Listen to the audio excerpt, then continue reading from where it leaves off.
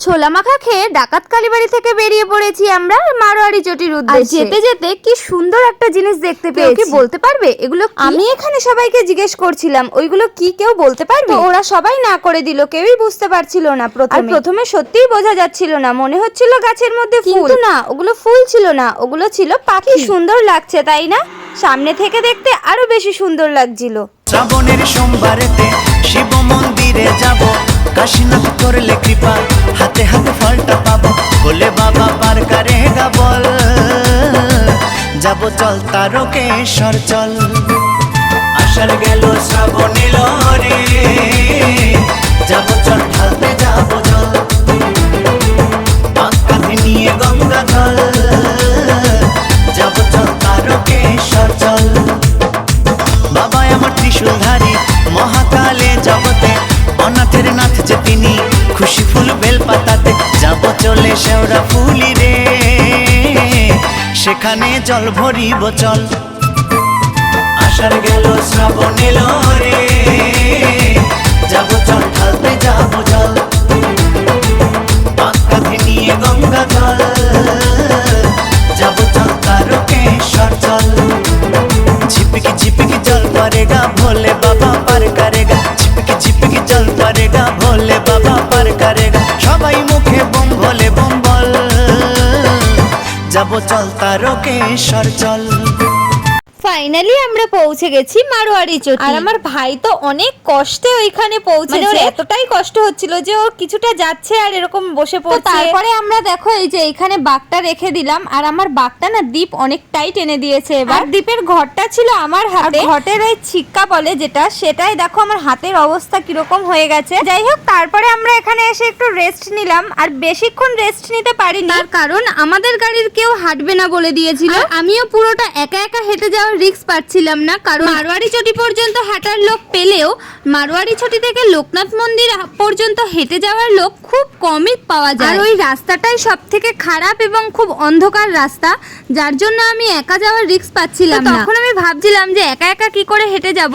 আর সত্যি বাবার এতটাই মহিমা, মারোয়ারি চটিতে গিয়েই আমার একটা কাকার সাথে দেখা হয়ে গেছিল, যেই কাকার সাথে আমি এর আগের বছর হেঁটেছিলাম। ওনারা তখনই বেরিয়ে যাচ্ছিল, মানে আমরা যখন মারোয়ারি চটিতে ঢুকছিলাম তখন ওনারা বেরিয়ে যাচ্ছিল। আমি বললাম যে কাকা তোমরা একটু 10 মিনিট লেট করে যাও, তাহলে আমরাও তোমাদের সাথে বেরোবো। ওই কাকা সত্যি এতটাই ভালো ছিল যে আমাদের জন্য একটু দাঁড়িয়েছিল, আর আমরাও ওই কাকার সাথে হেঁটে গেছিলাম। মারোয়ারি চটিতে যে 10 মিনিট ছিলাম, সেই 10 মিনিট এই যে এইখানে যে শিব ঠাকুরটা আছে না, তোমরা অনেকেই জানো, সেখানে গিয়ে কিছু ফটো আর ভিডিও তুলেছিলাম। তো তারপরে আবার হাঁটা শুরু করে দিয়েছি। তোমরা কারা কারা প্রতি বছর হেঁটে হেঁটে বাবার বাড়ি যাও আমাকে কিন্তু অবশ্যই কমেন্ট করে জানিও। আমি তো প্রতি বছরই যাই, তবে আমার ভাইয়ের এই প্রথমবার যাওয়া, তাও আবার হেঁটে হেঁটে। আমার ভাইয়ের তো খুব কষ্ট হয়ে গেছিল, আমারও কষ্ট হচ্ছিল, কিন্তু ভাইয়ের কষ্ট দেখে আরো বেশি কষ্ট হচ্ছিল। যাই হোক, হাঁটতে হাঁটতে দেখো আমরা অনেকটাই কাছাকাছি চলে এসেছি। আর এই জায়গাটায় চলে আসলে মনে হয় বাবার বাড়ির অনেকটাই কাছাকাছি চলে এসেছি। তাছাড়া এইখানে তো লেখা আছে ওয়েলকাম টু তারকেশ্বর। আমার চোখ মুখের অবস্থা দেখে তো বুঝতেই পারছো আমি কতটা ক্লান্ত হয়ে আছি। সাথে আবার আমার পায়ে এরকম একটা ফোসকা পড়ে গেছে। শুধু আমারই না, আমার ভাইয়েরও দু পায়ে দুটো ফোসকা পড়েছিল। সব মিলিয়ে দুজনের অবস্থা ভীষণই খারাপ ছিল। আর এই যে তোমাদের যে কাকাদের কথা বলেছিলাম,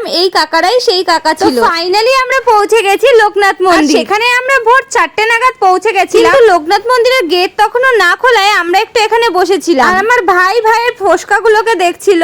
প্রায় 36 কিলোমিটার হাঁটার পরে আমাদের অবস্থা তো দেখতেই পারছো কিরকম হয়ে আছে। আর এখনো প্রায় 2 কিলোমিটার হাঁটতে হবে, তার কারণ লোকনাথ মন্দির থেকে বাবার মন্দির প্রায় 2 কিলোমিটারের মতো। লোকনাথ মন্দিরে জল ঢেলে বাবার মন্দিরে যেতে যেতে আমাদের দেখো সকাল হয়ে গেছে, আর ফাইনালি আমরা পৌঁছে গেছি বাবার বাড়ি। আর একটা কথা সত্যি, সারা রাস্তা কষ্ট হলেও যখনই না বাবার বাড়ির ওই গলিটার মধ্যে ঢুকি, তখন একটা আলাদাই শান্তি খুঁজে পাই। সেটা আমি হয়তো কখনোই মুখে বলে প্রকাশ করতে পারবো না। এই জায়গাটায় আসলে সব কষ্ট যেন আমার দূর হয়ে যায়।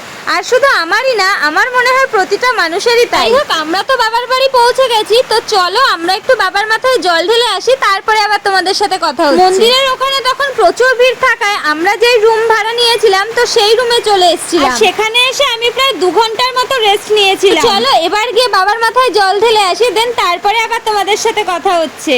2000 years later.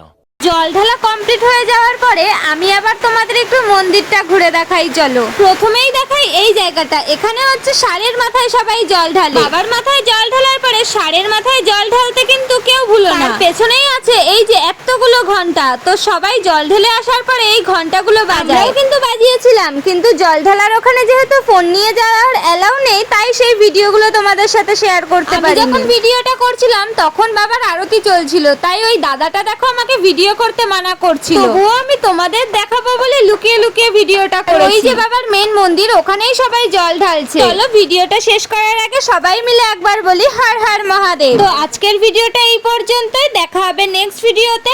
টাটা।